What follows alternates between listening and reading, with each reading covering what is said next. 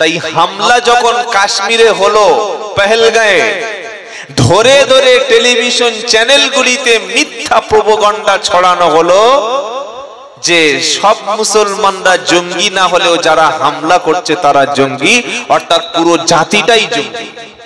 চিন্তা করতে পারছেন? এইভাবে আমাদের হিন্দু ভাইদের মনে একটা বিষ ঢুকিয়েই দিয়েছে, মোটামুটি কমপ্লিট করে দিয়েছে তারা।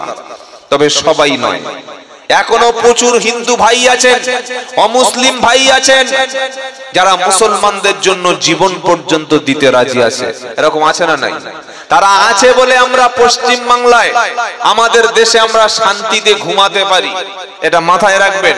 সব মানুষকে এক চোখে বিচার করবেন না, কিন্তু এই যে বিষগুলি, সাম্প্রদায়িক বিষগুলি তাদের মনের মধ্যে ঢুকিয়ে দিচ্ছে, প্রবেশ করিয়ে দিচ্ছে সোশ্যাল মিডিয়ায়, টেলিভিশনে, এইভাবে চলতে থাকলে এক সময় দেশের মধ্যেই, নিজেদের মধ্যেই মারামারি শুরু হয়ে যাবে।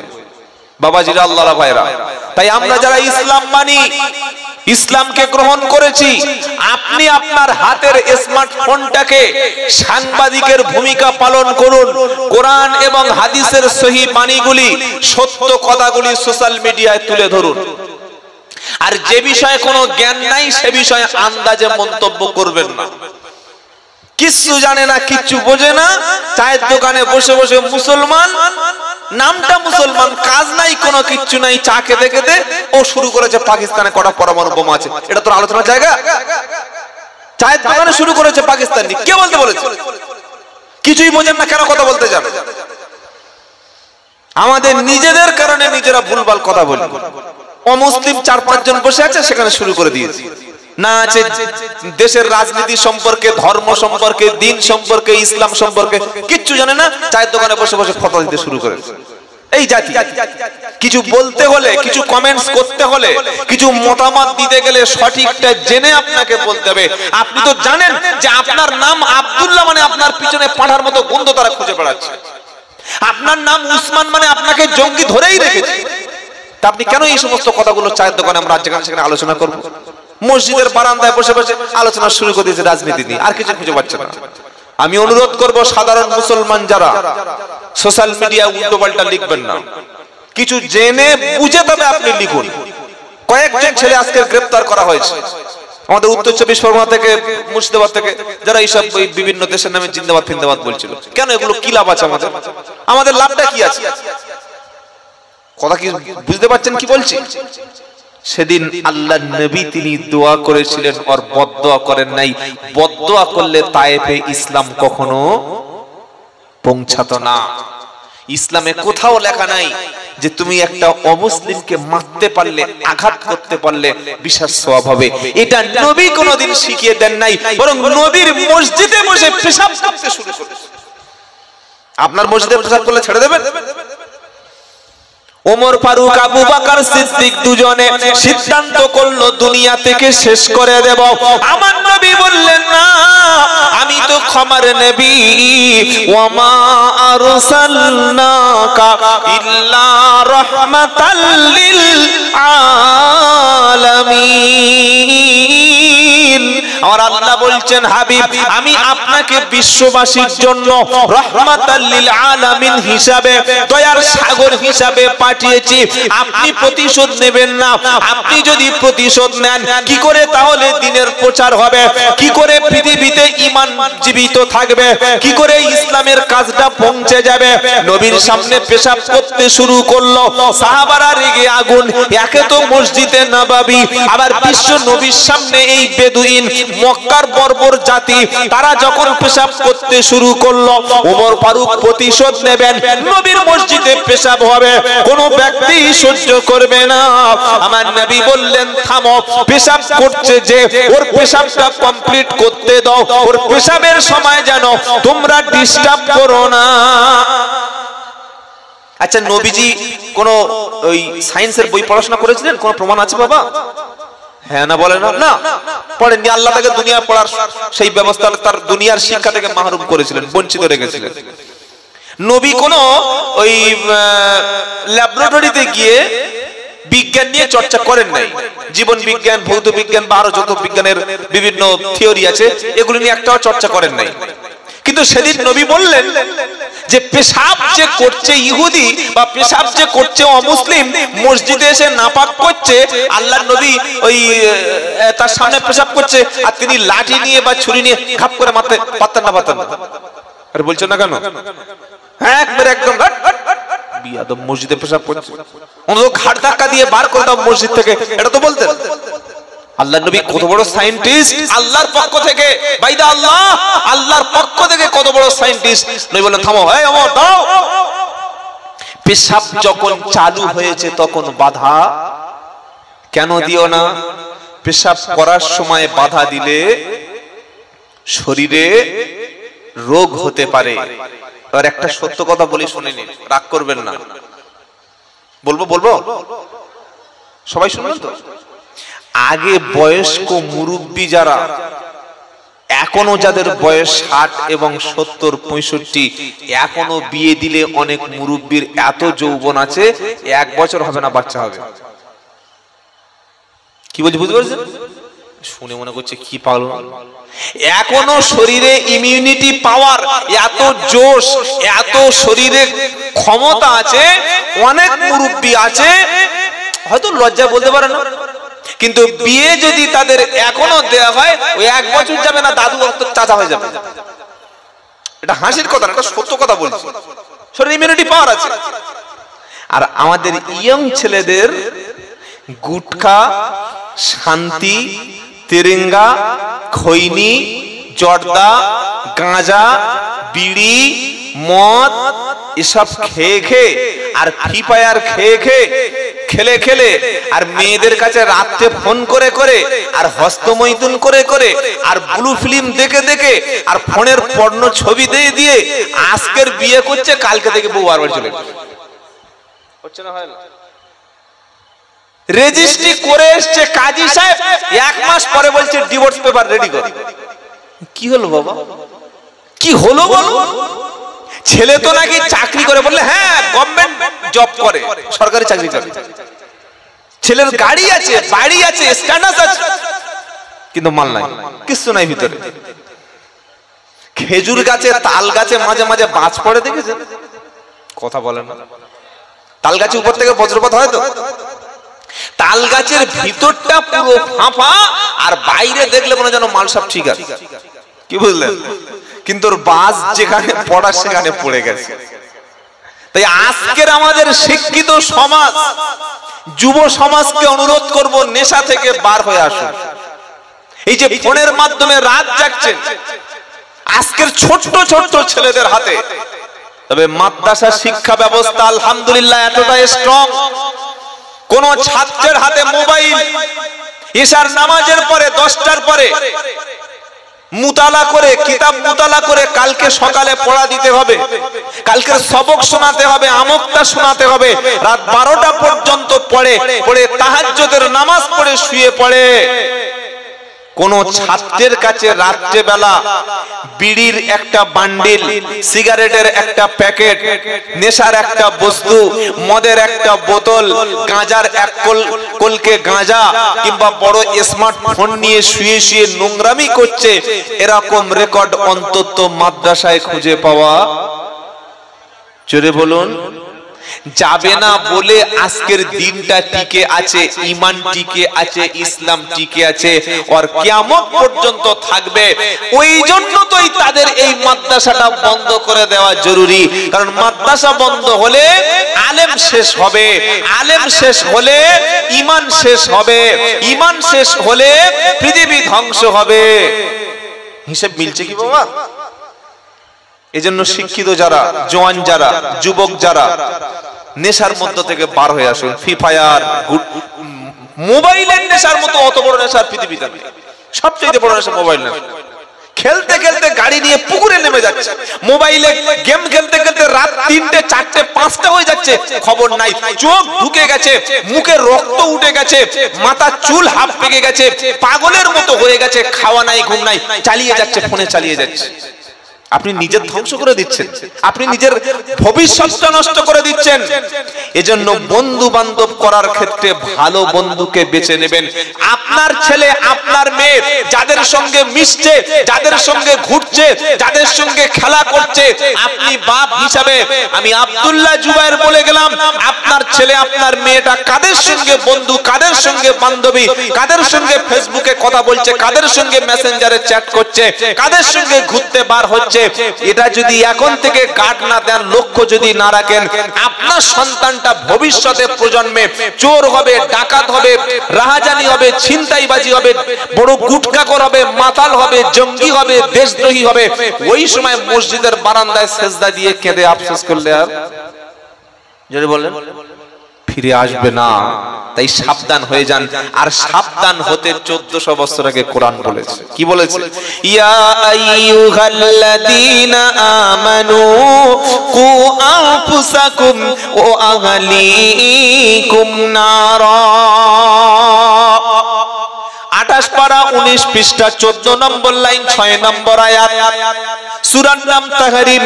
হে বিশ্বাসী ঈমানদারেরা, যারা ঈমান এনেছো, তোমরা নিজেরা জাহান্নামের আগুন থেকে বাঁচো, আর তোমার পরিবারটাকে, তোমার ফ্যামিলিকে, তোমার আহাল যারা তোমার দায়িত্বে আছে, যারা তোমার বাড়িতে থাকে, যারা তোমার ছাদের নিচে ঘুমায়, যারা তুমি উপার্জন করে দিলে, তোমার হাতে খায় যারা, তুমি ব্যবসা করে টাকা আনলে, যারা খাচ্ছে, যারা তোমার কাছ থেকে অর্থ নিয়ে বেঁচে আছে, যারা, তাদের প্রত্যেকের তুমি জাহান্নামের আগুন থেকে বাঁচাও। বাঁচানোর জন্য কি করবেন? নিজে নামাজ পড়ুন, সন্তানদেরকে নামাজ পড়ান, নিজে কোরআন পড়ুন। আপনি আপনার সন্তানকে একটু কোরআন পড়তে বলুন। আপনার বাড়িতে প্রতিদিন 5 মিনিট 10 মিনিট আল্লাহর কোরআনের চর্চা হোক। আজ মুসলমানের ঘরগুলো হয়ে গেছে কবর। কবরের উপরে নামাজ হয়, যদি বলেন হয়। কবরের উপর যেমন নামাজ হয় না, আমাদের মুসলমানদের বাড়িতে নামাজই পাওয়া যায় না। কবরের উপর যেমন কেউ কোরআন পড়ে না, মুসলমানদের বাড়িতে কোরআন পড়ার লোক পাওয়া যায় না। কবরের উপর যেমন কেউ দাঁড়িয়ে দাঁড়িয়ে সেখানে আল্লাহর নামের কোন জিকির কবরের উপরেই করে না, ঠিক তেমন ওইভাবে আমাদের বাড়িতে গুলি কোন কোরআনের আওয়াজ নাই, কোন নামাজ নাই, কোন দিন ইসলাম নাই। কবর যেমন ফাঁকা পড়ে আছে, অন্ধকার, আমাদের ঘরগুলোতে সম্পূর্ণ অন্ধকার। কোরআন আমরা কিনে একটা বাড়িতে 1000 টাকা দিয়ে কিনে কাপড়ে মুড়ে উপরে তুলে রেখেছি। মা না মরলে বার হবে না, দাদু না মরলে কোরআনটা পারবো না, আমার চাচি এবং দাদি না মরলে কোরআন ছুঁইব না। কোরআনটাকে তুলে দিয়েছি 15 ফুট উপরে, 68,000 টাকার এলসিডিটা কিনে সামনে দিয়ে রেখেছি। ওটা না দেখলে ঘুম আসে না, ওটা না দেখলে সকাল হয় না। যে মুসলমান কোরআন ছেড়ে দিয়েছে, বড় এলসিডিটা সামনে দিয়েছে, অথচ যে খবরটা দেখছি, যে সিরিয়ালটা আমার মেয়েকে দেখাচ্ছি, যে টিভি চ্যানেলের মিথ্যা সিনেমাটা আমার বিবি দেখে দেখে টাইম পাস করছে, এটা 100-র মধ্যে 99% 99 ভাগ জাহান্নামে যাওয়ার রাস্তা। ওর মধ্যে যদি আইপিএল খেলা হয়, সেটাও জুয়ার সঙ্গে যুক্ত আছে। তাই বাঁচতে চাইলে ওই কোরআনটা ধুলোর মধ্য থেকে পড়ে আছে, তুলে নিন, আল্লাহর কাছে ক্ষমা চেয়ে বাড়িতে প্রত্যেকদিন 5 থেকে 10 মিনিট আপনি কোরআন পড়ুন। আর কোরআনের সাথে আল্লাহ কি বলছে জানার জন্য আল্লাহর কোরআনটা মাতৃভাষায় দেখে দেখে তেলাওয়াত করুন। করব ইনশাআল্লাহ। 365 দিন যে গোবর খায়, 364 দিন যে গোবর খায়, একদিন বিরিয়ানি দিলে তার কাছে আর কিরকম মনে হবে? যে 364 দিন গা থেকে গায়ে গু মাখে, ওর একদিন ভালো আজমাল ব্র্যান্ডেড আতর দিলে সেন্ট পাওয়া যাবে? হ্যাঁ না বলেন? আমার স্ত্রী, আমার মা, আমার বোন যারা বাড়িতে এসেছে, 364 দিন ওদের মাথায় সিরিয়ালের ভূত, সিরিয়ালের নোংরামি, সিরিয়ালের পায়খানা, সিরিয়ালের পেশাব, সিরিয়ালের জেনা, টিভি সিনেমার যত অশ্লীলতা, যত নোংরামি, যত পরকিয়া, যত শয়তানি, 364 দিন আমার মায়ের মাথায়, বোনের মাথায়, ভাবির মাথায়, আমার ছোট মেয়ের মাথায়। ওরা বাড়িতে বসে বসে নিচ্ছে না, নেয় না? জোরে বলেন। একদিন আল্লাহর কালাম দিলে উমাল টিকবে ভিতরে?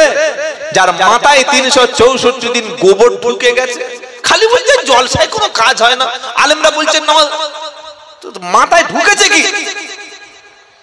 যে গোবরটা ঢুকেছে, চোনা ঢুকেছে, পেশাব ঢুকেছে, গু ঢুকেছে, পায়খানা ঢুকেছে, আগে ওটা বার করো, তবে তো কোরআন দিলে কাজ হবে।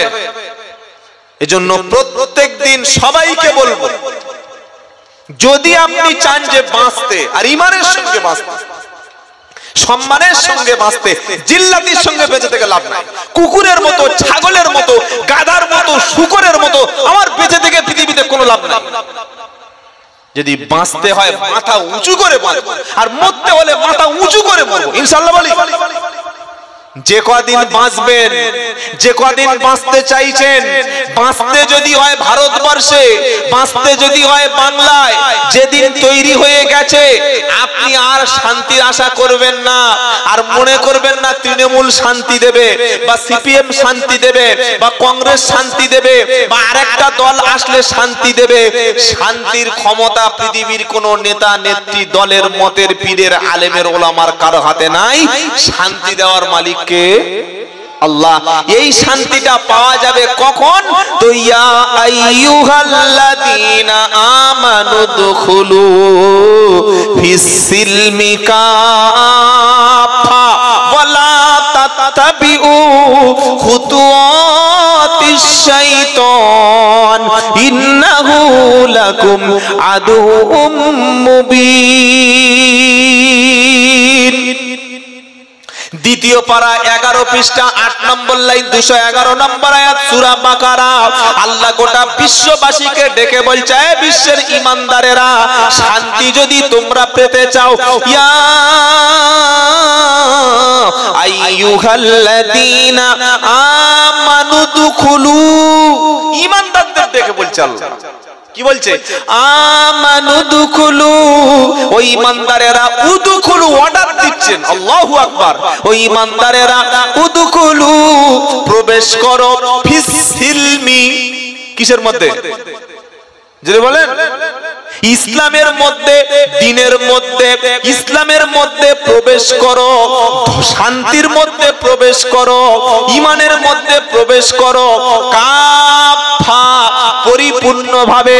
মনে হলো 2 রাকাত নামাজ পড়লাম, বাদ বাকিটা শয়তানি বদমাইশি করলাম, মনে হলো রোজা রাখলাম, আবার মনে হলো মাল খেলাম, মনে হলো 2 রাকাত নামাজ পড়লাম, আবার মনে হলো জুয়া খেললাম, মনে হলো কুরবানি করলাম, মনে হলো সুদের মাল খেলাম।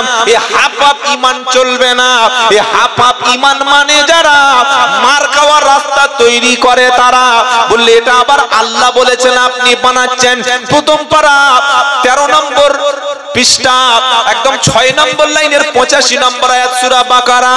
আফাতুমিনুনা বিবাদিল কিতাব ওয়া তাকফুরুনা বিবাদ ফামা জাযাউ মান ইয়াফআলু যালিকা মিনকুম ইল্লা খিজিউন ফিল হায়াতিদ দুনিয়া ওয়া ইয়াউমাল কিয়ামাতি ইউরাদ্দুনা ইলা আসাদ্দিল আযাব। আল্লাহ বলছে, যখন কোরআনের কিছু কথা মানবে আর কিছু কথা মানবে না, তখন দুনিয়ায় লাথি খাওয়াবো, ঝাঁটা খাওয়াবো, অপমান করাবো, বেইজ্জতি করাবো, নির্যাতিত হবে, সবকিছু কেড়ে নেওয়া হবে, সম্মান তুমি পাবে না। বলে তবে সম্মান কিসে মিলবে? বললে বা সূরা তোহাটা পড়ে দেখো, পারা নাম্বার 16, পৃষ্ঠা নাম্বার 11, লাইন নাম্বার 8, আয়াত নাম্বার 1। কোরআন শোনাচ্ছে, তোহা মা আনজালনা আলাইকাল কুরআনা লিতাশকা। ও আমার নবী, আমি কোরআন তো এই জন্য পাঠাই নাই মার খাওয়ার জন্য, অপমান হওয়ার জন্য, ক্ষমতা হারা হওয়ার জন্য, তোমাদের মান সম্মান যাওয়ার জন্য। যার হাতে কোরআন থাকবে, ও যদি পুরো বইটা পড়ে, পুরো কিতাবটা যদি মেনে নেয়, ভালো করে বোঝে, ভালো করে আমল করে, ও থাকবে সবার উপরে।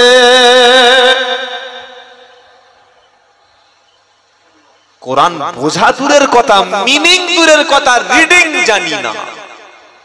কি গো বাবাজিরা, আমি যে কোরআন বুঝবো ওটা দূরের কথা ছেড়ে দিন, রিডিংটা আরবি জানি না তো মানে জানবো কি করে?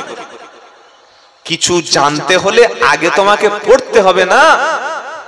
আমি আমার সন্তানকে কোরআন শিক্ষা দেওয়াটাকে বোঝা মনে করেছি। আপনি এই মাদ্রাসা, এত বড় বিশাল মাদ্রাসা, ছাত্রদের ব্যাকগ্রাউন্ডটা চেক করুন। কটা কোটিপতি, ডাক্তারের ঘরের, মাস্টারের ঘরের, ইঞ্জিনিয়ারের ঘরের ছেলে এই মাদ্রাসায় ডাল পানি খেয়ে আর কোরআন হিফজ করেছে।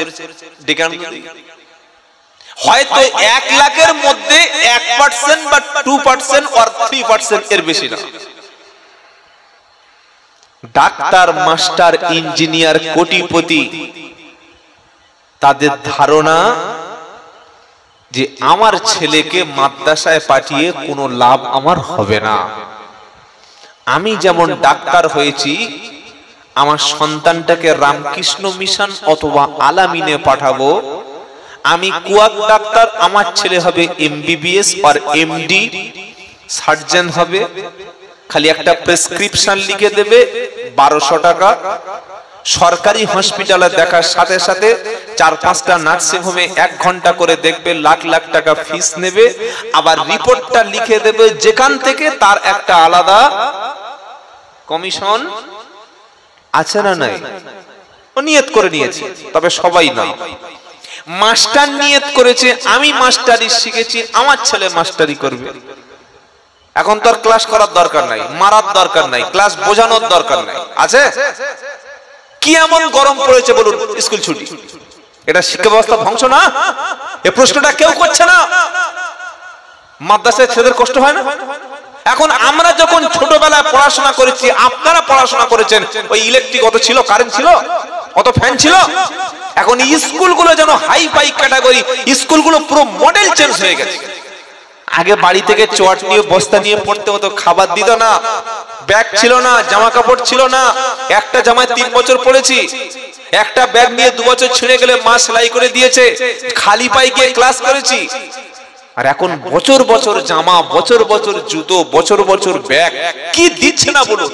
মিড ডে মিল দিচ্ছে, মাংস দিচ্ছে, সব কিছু দিচ্ছে, কিন্তু আসল যে শিক্ষা দিতে হয় ওইটা আর দিচ্ছে না। কেন দিচ্ছে না? বিশ্বের বড় বড় পুঁজিবাদ, তাদের একটা আলাদা চিন্তা দর্শন রয়েছে। তারা যত বেশি মূর্খ বানাবে, যত বেশি অশিক্ষিত বানাতে পারবে, তত বেশি তাদের সুবিধা হবে। আপনারা কি চিন্তা করে দেখেছেন মদের দোকানটা লাইসেন্স কিভাবে বাড়ছে? দেখেছেন? দেখেন নাই? মদের লাইসেন্স বাড়ছে না বাড়ে না? বাড়ছে। মদের লাইসেন্স বাড়ছে, মদের দোকান পাড়ায় পাড়ায় বাড়ছে সরকারি ভাবে। আর সরকারি স্কুলগুলিতে একের পর এক বন্ধ হয়ে যাচ্ছে, ক্লাস নেই, শুধু ছুটি, শুধু ছুটি। সব জায়গায় ছুটি দিচ্ছে, কিন্তু ঈদের দিনে 2 দিন ছুটি হওয়া সম্ভব না। মনে রেখে হবে না, আপনি আন্দোলন করলে হবে না, এই পরিস্থিতি আমাদের। তাহলে আপনি যে আপনার সন্তানটাকে মানুষ করতে চাইছেন, এই সন্তানটাকে মানুষ করার জন্য মানুষটাকে কাকে আপনি মানুষ বলবেন? প্যান্ট পরেছে, টাই পরেছে, কোট পরেছে, হাতে সিগারেট রয়েছে, ইংলিশ বলতে পারে, স্মার্টফোন ব্যবহার করতে পারে, সুন্দর সানগ্লাস পরেছে, দামি 3 লাখ টাকার বাইক কিনেছে, মানুষ। এটা মানুষ তো? এটা মানুষ তো? গত 3 দিন আগে বাংলাদেশে একটা মেয়ে ছেলে তার বাপকে গলা কেটে জবাই করে ফেসবুকে লাইভ করে গোটা পৃথিবীকে দেখিয়েছে। ওটা মানুষ? যদি বলেন, আপনারা দেখেছেন এটা? কেউ দেখেন নাই? মেয়ে বাপকে জবাই করছে গলায় ছুরি দিয়ে, ওটা সোশ্যাল মিডিয়ায় লাইভ করে সারা পৃথিবীকে দেখাচ্ছে, দেখো আমার বাপকে জবাই করেছে। এবার কিরকম মিথ্যাবাদী লেখাপড়া শিখেছে এই মেয়েটা? এই মেয়েটা মূর্খ না? কিন্তু প্রকৃত দিন, প্রকৃত ধর্ম তার মধ্যে নেই। সে কি বলছে? বলে আমার বাপ দিনের পর দিন ধর্ষণ করত, নাউজুবিল্লাহ, তাই আমার বাপকে হত্যা করেছে। আসল খবরটা কি? যে মেয়েটা বাংলাদেশে তার বাপকে জবাই করে সোশ্যাল মিডিয়ায় সারা পৃথিবীকে দেখিয়েছে, মেয়েটা ছিল সমকামী। সমকামী মানে পুরুষ সঙ্গী তার পছন্দ না, ওই নারীটা রাত হলে ওর মতো দুশ্চরিত্র নারীদের এনে যৌন ক্ষুধাটা মিটিয়ে নিত। কি বলছি কথা বুঝতে পারছেন? মেয়েটা বারে যেত, মদ খেত, গান বাজনার সঙ্গে যুক্ত ছিল। তার বাপ মুসলিম হিসাবে যখন জানতে পারলো, বাপ যখন নিষেধ করলো, বাপ শত্রু হয়ে গেল, বাপকে দুনিয়া থেকে সরিয়ে দেওয়ার জন্য জানতে জবাই করে দিল। এও তো শিক্ষিত, এও তো লেখাপড়া শিখেছে। আল্লাহ ওই কথা বলে নাই। আল্লাহ বলছেন নিজে জাহান্নামের আগুন থেকে বাঁচো আর তোমার পরিবারটাকে বাঁচাও। আসল পরিবার হলো সেই পরিবার যে পরিবার বাপের সামনে ছেলে মাথা নিচু করে কথা বলে। আমি যদি আমার বাপ যদি আমার সন্তান যদি আমার সামনে মাথা উঁচু করে কথা বলে, সামনে যদি সিগারেট খায়, সামনে যদি গাঁজা খায়, আমার যদি বাড়ি থেকে ঘাট ধাক্কা মেরে বার করে দেয়, খালি কপালে হাত চাপড়ে আলেমদের দোষ দিয়ে লাভ নাই। ভাবুন যে আপনি আপনার সন্তানকে মানুষ করার পিছনে, প্রকৃত শিক্ষা দেওয়ার পিছনে আপনার কোনো না কোনো জায়গায় মনে হয় একটা ভুল ছিল। কি বলছি কথা বুঝে আসছে বাবা? কথা কিছু বুঝুন, কাজে লাগবে ইনশাআল্লাহ। বাবাজিরা, আল্লাহ ভাইয়েরা, জ্ঞানীজনেরা, সুধী মানুষেরা, আল্লাহ শুনিয়েছে কোরআন যার হাতে থাকবে সে তো বেইজ্জত হবে না, সে তো অপমান হবে না, সে তো লাঞ্ছিত হবে না, সে তো নির্যাতিত হবে না, তাকে তো কেউ কোনোদিন এভাবে অপমান করতে পারবে না। কিন্তু আমাদের অবস্থা কেন? কারণ আমরা পড়ি না, তাই আমরা পড়ি না। দেখবেন একটা জিনিস, এই দেখো, কিছু মনে করবেন না। আচ্ছা, আজকের সকাল থেকে এই পর্যন্ত যারা কোরআন শরীফ একটু পড়েছেন, হাতে নিয়েছেন, একটু পড়েছেন, একটু খুলে দেখেছেন, এরকম কোন কোন ব্যক্তি আছেন? একটু কষ্ট করে হাতটা তুলুন। 1 2 3 4 5। বেশ, আলহামদুলিল্লাহ, আল্লাহ আপনাদের উত্তম জাযা দান করুন। বাকি মানুষ যারা হাত তুলতে পারলেন না, আমি আপনাদের অনেক সম্মান করি, শ্রদ্ধা করি, অপমানের জন্য হাত তুলতে বলি নাই। কিন্তু আপনি ভাবুন যে কোরআন আমাকে নিরাপত্তার গ্যারান্টি দিয়েছিল, সেই আল্লাহর শ্রেষ্ঠ কিতাব আমি পড়তে ভুলে গেছি, আমি ভুলে গেছি, আমি ছেড়ে দিয়েছি, আমি ওটা অনেক আগে বাদ দিয়েছি। আমার সাবজেক্টে কোরআন নাই, আমার জীবনে কোরআন নাই, আমার বাড়িতে কোরআনের চর্চা নাই, আমার সংসারে কোরআনের কোনো ভূমিকা নাই। খালি মিথ্যা বলেছি কোরআন তোমাকে ভালোবাসে। ভালোবাসার নমুনা কি? ভালোবাসার নমুনা হলো ভালোবাসার ব্যক্তিকে কাছে রাখতে হয়, ভালোবাসার ব্যক্তিকে খবর নিতে হয়, ভালোবাসার ব্যক্তিকে মাঝে মাঝে আপন করে বুকের সঙ্গে নিতে হয়, ভালোবাসার ব্যক্তিকে সব সময় সিনার মধ্যে রাখতে হয়, ভালোবাসার মানুষের কথা যখন মনে হয় তার সঙ্গে একটু কথা বলতে হয়, ভালোবাসার মানুষের জন্য মাঝে মাঝে কাঁদতে হয়, ভালোবাসার মানুষ যখন কাছ থেকে দূরে চলে যায় ওই সময় মনের মধ্যে একটু কষ্ট হয়। ভালোবাসার বস্তু যেটা, বিষয় যেটা, ওটা না দেখলে রাতে ঘুম আসে না। ভালোবাসার বস্তুটা কাছে না থাকলে জীবনে কখনো ঘুম লাগে না। ভালোবাসার বস্তুটা যদি কাছে না পাই মনের মধ্যে কোনো শান্তি আসে না। আমরা বললাম কোরআন তোমার ভালোবাসি, ভালো যখন বাসি তাহলে ওটা তো বুকে রাখার দরকার ছিল, মাথায় তুলে রাখার দরকার ছিল, ওটা সিনায় রাখার দরকার ছিল। আমরা বললাম রব্বানা তোমার কালামকে খুব ভালোবাসি। আল্লাহ বললে ভালো যদি বাসো তাহলে তুমি বলো সকাল থেকে সন্ধ্যা পর্যন্ত, সন্ধ্যা থেকে সকাল পর্যন্ত 24 ঘন্টা সময় পেলে তুমি মোবাইলটা কতবার পকেট থেকে বার করেছো, কতবার মোবাইলটা ঘষেছো, কতবার মোবাইলের ধুলোটা পরিষ্কার করেছো, কতবার মোবাইলটা চার্জে দিয়েছো, মোবাইলটা কতবার তুমি রিসার্চ করেছো, কটা মেসেজ এসেছে ফোনে তুমি দেখেছো, কজন তোমার ছবিটা লাইক করেছে দেখেছো, কটা মিস কল তোমার ফোনে এসেছে দেখেছো? মাঝে মাঝে ইন্টারনেট কানেকশন করে সারা পৃথিবীর খবরটা তুমি নিয়েছো, অথচ তোমার বাড়িতে যে কোরআন ওটা মাঝে মাঝে চেক করে দেখতে হয়, আল্লাহ কি মেসেজ দিয়েছে পড়তে হয়, আল্লাহ কি বলেছে ওটা শুনতে হয়, ওটা ধুলোটা ঝেড়ে ফেলে দিতে হয়, ওটা মাঝে মাঝে চেক করে আপডেট কি আছে দেখতে হয়, ওটা মাঝে মাঝে কানে শুনতে হয়, ওটা মাঝে মাঝে সঙ্গে নিয়ে চলতে হয়, ওটার সঙ্গে মাঝে মাঝে কথা তোমার বলতে হয়, ওটার সঙ্গে মাঝে মাঝে তোমার সম্পর্ক রাখতে হয়, ওটার সঙ্গে কথা বলে তারা রাত্রে বেলা সবকিছু ছেড়ে নামাজে দাঁড়িয়ে যায় যারা। জোরে বলুন সুবহানাল্লাহ। বললে হুজুর এরকম কোন বান্দা কি পৃথিবীতে আছে? তো কোরআন শোনাচ্ছে অবশ্যই আছে।